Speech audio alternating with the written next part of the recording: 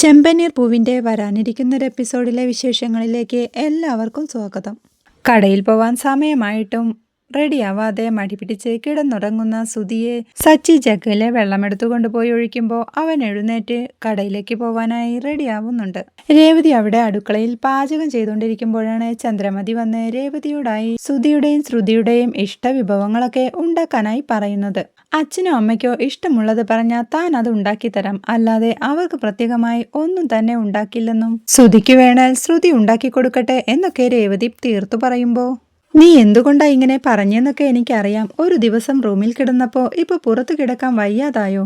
ഒരു ദിവസം റൂം കിട്ടാതായതിന്റെ പക മനസ്സിൽ വെച്ചല്ലേ ഇങ്ങനെല്ലാം പറയുന്നത്?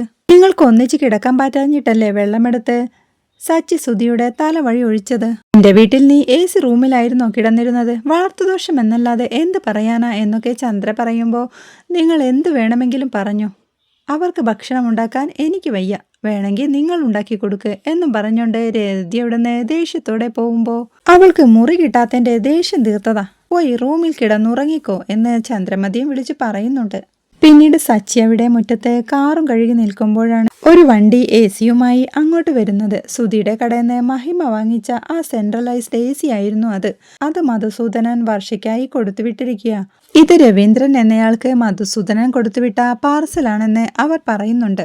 ഇത് കേട്ട് അത് വർഷയുടെ അച്ഛൻ AC കൊടുത്തുവിട്ടതാണെന്നും ഇങ്ങോട്ട് AC കൊണ്ടുവരരുതെന്ന് അച്ഛൻ പറഞ്ഞതല്ലേ, എന്നിട്ടും അച്ഛനെ നാണം കെടുത്താനായി കൊടുത്തുവിട്ടതാണെന്നുമൊക്കെ മനസ്സിലാക്കി അവരോടത് തിരിച്ചു കൊണ്ടുപോകാനായി സച്ചി പറയുന്നുണ്ട്.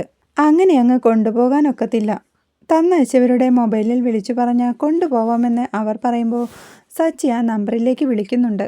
ആ കോൾ എടുക്കുന്നത് മഹിമയായിരുന്നു. താൻ സച്ചിയാണെന്നും എന്തിനാണ് ഇങ്ങോട്ട് AC കൊടുത്തയച്ചതെന്നും AC വേണ്ടെന്ന് അച്ഛൻ പറഞ്ഞിട്ടുള്ളതല്ലെന്നും അച്ഛനെ നാണം കെടുത്താനല്ലേ AC കൊടുത്തുവിട്ടത്, ഇതറിഞ്ഞ അച്ഛൻ ടെൻഷനാവുമെന്നൊക്കെ സച്ചി പറയുമ്പോൾ, വർഷയ്ക്ക് വേണ്ടിയാ ഞങ്ങൾ അത് കൊടുത്തുവിട്ടതെന്നും അത് തിരിച്ചയക്കരുതെന്നും മഹിമ പറയുന്നുണ്ട്. ഞങ്ങളിവിടെ 3 ആൺമക്കൾ വിചാരിച്ചാലും ഒരു സെൻട്രലൈസ്ഡ് AC-യൊക്കെ വാങ്ങിക്കാൻ പറ്റും. നിങ്ങൾ നിങ്ങളുടെ മകൾക്ക് ഗിഫ്റ്റായി പണമോ സ്വർണമോ കൊടുത്തോ, അല്ലാതെ വീട്ടിലെല്ലാവർക്കും വേണ്ടി ഒന്നും വാങ്ങണ്ട. ഇത് ഞങ്ങൾക്ക് ആവശ്യമില്ല. അച്ഛൻ കുറേ തവണ പറഞ്ഞിട്ടും അച്ഛനെ അപമാനിക്കാനല്ലേ നിങ്ങൾ ഇത് ചെയ്തത്. ഇത് ഞങ്ങൾക്ക് വേണ്ട. കൊണ്ടുവന്നവരുടെ അടുത്ത് തന്നെ അങ്ങോട്ട് കൊടുത്തയക്കുന്നുണ്ട് എന്നും പറഞ്ഞുകൊണ്ട് സച്ചി കോൾ വയ്ക്കാം.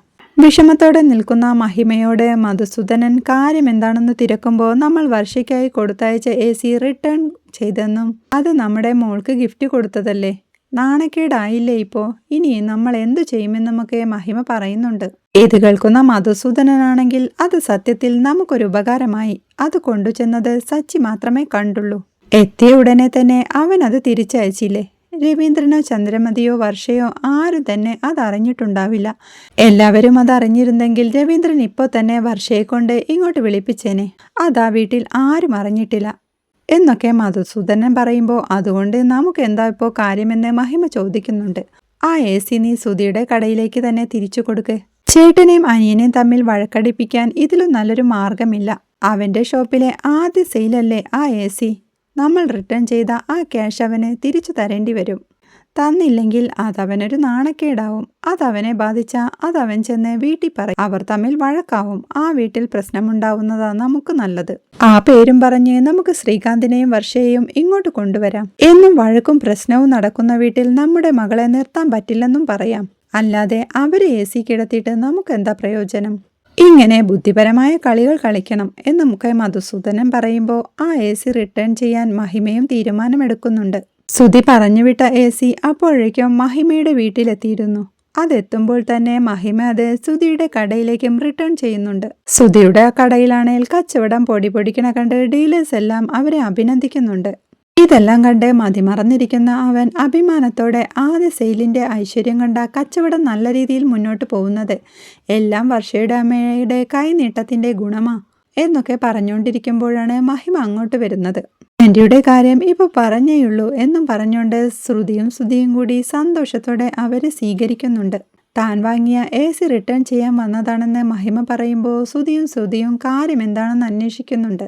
വർഷയ്ക്ക് ഗിഫ്റ്റ് കൊടുക്കാനായി വാങ്ങിയ AC ആയിരുന്നു അത് അങ്ങോട്ട് കൊടുത്തു വിട്ടപ്പോൾ തന്നെ സച്ചി അത് തിരിച്ചയച്ചു. അത് ഞങ്ങളെ അപമാനിക്കുന്നതിന് തുല്യമല്ലേ? സുധിയുടെ കടയിൽ നിന്ന് വാങ്ങിയതായതുകൊണ്ടാവണം അവൻ തിരിച്ചയച്ചത്.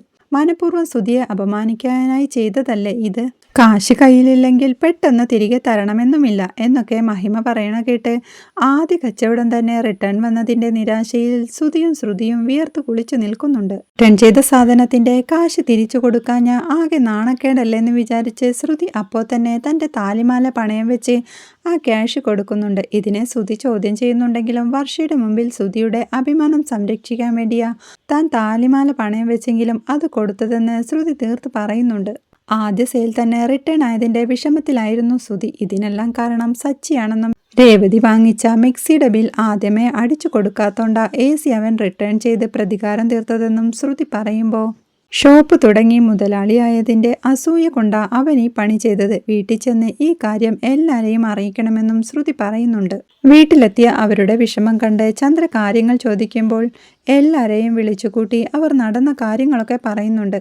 ആ AC അവർ വർഷയ്ക്ക് ഗിഫ്റ്റായി കൊടുത്തു വിട്ടതായിരുന്നു. അത് തിരിച്ചയച്ചത് സച്ചിയാണെന്നും സച്ചിയാണ് എല്ലാത്തിനും കാരണമെന്നും ശ്രുതി പറയുമ്പോൾ അച്ഛൻ്റെ അഭിമാനം സംരക്ഷിക്കാനാ താൻ ആ AC തിരിച്ചയച്ചതെന്ന് സച്ചി പറയുന്നുണ്ട്. അച്ഛൻ വേണ്ടാന്ന് പറഞ്ഞൊരു കാര്യം അച്ഛൻ അറിയാതെ അവർ പിന്നെയും ചെയ്തതെന്തിനാ എന്നൊക്കെ സച്ചി ചോദിക്കുക. അമ്മ വിളിച്ച് ഈ കാര്യം പറഞ്ഞെന്നും സച്ചി മോശമായി അമ്മയോട് സംസാരിച്ചെന്നും താനറിയാതെ AC കൊടുത്തുവിട്ടത് ശരിയായില്ലെന്ന് താൻ പറഞ്ഞെന്നുമൊക്കെ വർഷയും പറയുന്നുണ്ട്. ഇതെല്ലാം കേട്ട് രവിയും സച്ചിയെ കുറ്റപ്പെടുത്തുന്നുണ്ട്. തന്നോട് പറയാതെ ഈ കാര്യം ചെയ്തതെന്തിനാ, താൻ അത് നല്ല രീതിയിൽ കൈകാര്യം ചെയ്യുമായിരുന്നല്ലോ എന്നൊക്കെ രവീന്ദ്രൻ പറയുമ്പോൾ സച്ചിക്കും ആകെ വിഷമമാവുന്നുണ്ട്. നല്ല രീതിയിൽ പോയിക്കൊണ്ടിരിക്കുന്ന ഒരു ഷോപ്പിന് ബഹുമാനമുണ്ടാവുന്ന കാര്യങ്ങളാ സച്ചി ചെയ്തത്. ആദ്യ സെയിൽ തന്നെ റിട്ടേൺ വന്നു. അവൻ്റെ ഭാര്യയുടെ ബിൽ ആദ്യം അടിക്കാത്തോണ്ട് അതുകൊണ്ടാണല്ലോ ഇപ്പോൾ ആദ്യം കിട്ടിയ ക്യാഷ് തന്നെ തിരിച്ചു കൊടുക്കേണ്ടി വന്നത് എന്നൊക്കെ ശ്രുതി പറയുമ്പോൾ മഹിമയുടെ മുഖത്ത് താൻ ഇനി എങ്ങനെ നോക്കുമെന്ന് പറഞ്ഞ് ചന്ദ്രയും അവനെ കുറ്റപ്പെടുത്തുന്നുണ്ട്. പിന്നീട് സച്ചി ആരെയും അറിയിക്കാതെ ആ AC തിരിച്ചയച്ചത് തെറ്റു തന്നെയാണെന്ന് രേവതിയും സച്ചിയെ കുറ്റപ്പെടുത്തുന്നുണ്ട്. ഇതെല്ലാം നിങ്ങളെ തമ്മിൽ തെറ്റിക്കാനുള്ള വർഷയുടെ അമ്മയുടെ പ്ലാനാണെന്നും ഇവിടെ നമുക്കിടയിൽ പ്രശ്നമുണ്ടാക്കി ശ്രീകാന്തിനെയും വർഷയെയും അവരുടെ വീട്ടിലേക്ക് കൊണ്ടുപോകാനുള്ള പദ്ധതിയാണെന്നും നല്ല പോലെ ആലോചിച്ച് ഏതു കാര്യത്തിലും സച്ചിയേട്ടൻ തീരുമാനമെടുക്കാവൂ എന്നൊക്കെ രേവതി സച്ചിയെ ഉപദേശിക്കുമ്പോൾ നിനക്ക് ഇത്രയും ബുദ്ധിയുണ്ടോയെന്ന് സച്ചിയും രേവതിയെ അഭിനന്ദിക്കുന്നുണ്ട്. പിന്നീട് ശ്രുതിയുടെ താലിമാല പണയം വെച്ചാണ് മഹിമയുടെ ക്യാഷ് തിരികെ കൊടുത്തതെന്നറിഞ്ഞ ചന്ദ്രമതിക്ക് ആകെ ടെൻഷൻ ആവുന്നുണ്ട്. ചന്ദ്രമതി രവീന്ദ്രൻ്റെ അടുത്ത് ചെന്ന് ശ്രുതിക്ക് ഉടനെ തന്നെ ഒരു പുതിയ താലിമാല വാങ്ങിക്കൊടുക്കണമെന്ന് പറയുന്നുണ്ട്.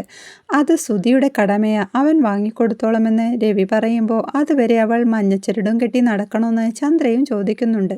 രേവതി മഞ്ഞച്ചരടും കെട്ടി നടന്നപ്പോൾ ഈ വേവലാതിയൊന്നും കണ്ടില്ലല്ലോ എന്ന് രവി ചോദിക്കുമ്പോൾ രേവതിയും ശ്രുതിയും ഒരുപോലെയാണോ? ശ്രുതി വലിയ വീട്ടിലെ കുട്ടിയല്ലേ, അവളുടെ അച്ഛൻ വലിയ ആളല്ലേ എന്ന് ചന്ദ്ര ചോദിക്കുന്നുണ്ട്. വലിയ ആളായിട്ടാണോ ജയിലിൽ കിടക്കുന്നതെന്ന് രവി ചോദിക്കുമ്പോൾ അതാരോ കള്ളക്കേസിൽ കുടുക്കിയതല്ലേന്ന് ചന്ദ്ര പറയുമ്പോൾ അതൊന്നും നമുക്കറിയില്ലല്ലോ.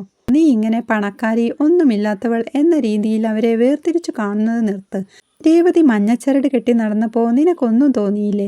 ഇന്നിപ്പോൾ ശ്രുതി മഞ്ഞച്ചരട് കെട്ടിയത് നിനക്ക് സഹിക്കാൻ പറ്റുന്നില്ലേ? ശ്രുതിയാണ് അത് വാങ്ങിക്കൊടുക്കേണ്ടത്. അവനിപ്പോൾ പുതിയ ബിസിനസ്സൊക്കെ തുടങ്ങിയില്ലേ, ഇനി അവൻ വാങ്ങിച്ചോളും. നീ എല്ലാ മരുമക്കളെയും ഒരുപോലെ കാണാൻ തുടങ്ങിയാൽ പിന്നൊരു പ്രശ്നവും ഉണ്ടാവില്ല എന്ന് പറഞ്ഞുകൊണ്ട് രവി പുറത്തേക്ക് പോകുന്നുണ്ട്. ചന്ദ്രമതി അപ്പോഴും ടെൻഷനോടെ ശ്രുതിയുടെ അടുത്തേക്ക് ചെല്ലുമ്പോഴേക്കും ശ്രുതി പോവാൻ റെഡിയായി കഴിഞ്ഞിരുന്നു. നീ പോവാൻ റെഡിയായോ, എങ്ങനെയാണോ പോകുന്നതെന്ന് ചന്ദ്ര ചോദിക്കുമ്പോൾ എന്താ ഡ്രസ്സ് കൊള്ളില്ലെന്ന് ശ്രുതി ചോദിക്കുന്നുണ്ട്. കഴുത്തിൽ ഒരു താലിമാല ഇല്ലല്ലോ, മഞ്ഞ ചരടും ഇട്ടുകൊണ്ട് പോകണ്ടേ, നിന്നെ ഇങ്ങനത്തെ ഒരു അവസ്ഥയിൽ കാണേണ്ടി വന്നല്ലോ എന്നൊക്കെ ചന്ദ്ര വിഷമത്തോടെ പറയുമ്പോൾ എന്ത് ചെയ്യാനാ, കല്യാണത്തിന് മുമ്പും ഞാൻ ഇതുപോലെ തന്നെയല്ലേ നടന്നതെന്ന് ശ്രുതി പറയുന്നുണ്ട്.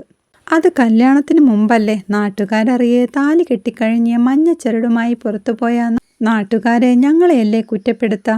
മറ്റുള്ളവരെന്ത് പറഞ്ഞാലും നമുക്കെന്താന്ന് ശ്രുതി ചോദിക്കുമ്പോൾ അത് നമ്മുടെ കുടുംബത്തിൻ്റെ അഭിമാനത്തെയല്ലേ ബാധിക്കുക? നീ ഒരു സാധാരണ പെൺകുട്ടിയല്ലല്ലോ, കോടീശ്വരിയല്ലേ. നിന്റെ അച്ഛൻ ജയിലിൽ നിന്നിറങ്ങി നിന്നെ കാണാൻ വന്ന ഞങ്ങളെപ്പറ്റി എന്ത് വിചാരിക്കും എന്ന് ചന്ദ്ര ചോദിക്കുമ്പോൾ അച്ഛനൊന്നും വരാൻ പോകുന്നില്ലെന്ന് ശ്രുതി പെട്ടെന്ന് പറയുക. അതെന്താ വരില്ല എന്ന് പറഞ്ഞെന്ന് ചന്ദ്ര ചോദിക്കുമ്പോൾ പെട്ടെന്ന് വരില്ല, കേസെല്ലാം തീർത്തിട്ട് വേണ്ടെന്ന് ശ്രുതിയും ചോദിക്കുന്നുണ്ട്. എന്നാലും നീ മഞ്ഞച്ചരടും കെട്ടി നടക്കുന്നത് തനിക്ക് സഹിക്കുന്നില്ല. രേവതിയും സച്ചിയുമാണ് ഇതിനെല്ലാം കാരണമെന്ന് ചന്ദ്ര പറയുമ്പോഴേക്കും വർഷയും ശ്രുതിയുടെ റൂമിൻ്റെ അതിലെ പോകുമ്പോൾ ഇത് കേൾക്കുന്നുണ്ട്. അടുത്ത മാസം സാലറി കിട്ടുമ്പോൾ വാങ്ങിക്കാമെന്ന് ശ്രുതി പറയുമ്പോൾ സ്വന്തമായി അധ്വാനിച്ച് വാങ്ങിക്കുമെന്നല്ലേ നീ പറഞ്ഞത്? അതാണ് വലിയ വീട്ടിലെ പെൺകുട്ടികളുടെ ക്വാളിറ്റി. ഈ വീട്ടിലും ചിലരുണ്ട് ഇവിടുന്ന് അഴിച്ചു മാറ്റാനായി മാത്രം നടക്കുന്നവളുമാർ എന്ന് ചന്ദ്ര പറയണ കേട്ട് വർഷ ഇതൊന്നും സഹിക്കാൻ പറ്റാതെ ആരെക്കുറിച്ചാണ് നിങ്ങളിപ്പോൾ പറഞ്ഞതെന്ന് ചോദിച്ചുകൊണ്ട് അകത്തേക്ക് ചെല്ലുന്നുണ്ട്. അവളെ കണ്ട് ചന്ദ്രമതിയും ശ്രുതിയും ഞെട്ടുന്നുണ്ട്. അതൊരു പൊതുകാര്യം പറഞ്ഞതാണെന്ന് ചന്ദ്ര പറയുമ്പോൾ നിങ്ങൾ എപ്പോഴും രേവതി ചേച്ചിയെ പറ്റിയല്ലേ ഇങ്ങനെ പറയാറുള്ളതെന്ന് വർഷ ചോദിക്കുന്നുണ്ട്. ഇത് കേട്ട് രേവതിയെ ഞാൻ ചീത്ത വിളിക്കുന്നത് അവൾ നിന്റെ അടുത്തും കംപ്ലൈൻറ്റ് ചെയ്തോന്ന് ചന്ദ്ര ചോദിക്കുന്നുണ്ട്. ഞാനും ഈ വീട്ടിൽ തന്നെയല്ലേ, എനിക്കറിയുന്ന കാര്യം തന്നെയല്ലേ ഇത്. ശ്രുതി ചേച്ചി മാല പണയം വെച്ചതിന് രേവതി ചേച്ചിയാണോ കാരണമെന്ന് വർഷ ചോദിക്കുക. ഇത് കേട്ട് നിനക്ക് രേവതിയെക്കുറിച്ച് എന്തറിയാം? അവളാണ് ഓരോന്ന് പറഞ്ഞു കൊടുത്ത് സച്ചിയെ കൊണ്ട് ഇതെല്ലാം ചെയ്യിക്കുന്നത്. നിന്റെ അമ്മയെ വരെ സച്ചി അപമാനിച്ചില്ലേ, അതിന് കാരണം അവളല്ലേ എന്ന് ചന്ദ്ര ചോദിക്കുമ്പോൾ ഇതിൽ ശ്രുതി ചേച്ചിയുടെ അടുത്ത് തന്നെയാ തെറ്റ്. എൻ്റെ അമ്മ പണം തിരികെ വേണ്ടെന്ന് പറഞ്ഞിട്ടും നിങ്ങളല്ലേ മാല പണയം വെച്ച് കൊടുത്തത്. എന്ത് കാര്യത്തിനും രേവതി ചേച്ചിയെ കുറ്റപ്പെടുത്തിക്കൊണ്ടിരിക്കും. അവരൊരു പാവമാണ്, എല്ലാ കുറ്റവും അവരിൽ ചുമത്തും. അത് ശരിയല്ലെന്നും വർഷ പറയുന്നുണ്ട്. ഒരു സാധനം റിട്ടേൺ ചെയ്യുമ്പോൾ അതിന്റെ ക്യാഷ് തിരികെ നൽകണ്ടേ? അല്ലെങ്കിൽ അത് ഞങ്ങളുടെ അഭിമാനത്തെയല്ലേ ബാധിക്കുക? ശ്രുതിയുടെ അഭിമാനം സംരക്ഷിക്കാൻ വേണ്ടിയാ താലിമാല പണയം വെച്ചും താൻ ആ ക്യാഷ് കൊടുത്തത്. ശ്രുതി ബിസിനസ് എല്ലാം നടത്തി ഉടനെ തന്നെ അത് എടുത്തു തരുമെന്നും പറഞ്ഞ് ശ്രുതി അവരോട് യാത്ര പറഞ്ഞു പോകുന്നുണ്ട്.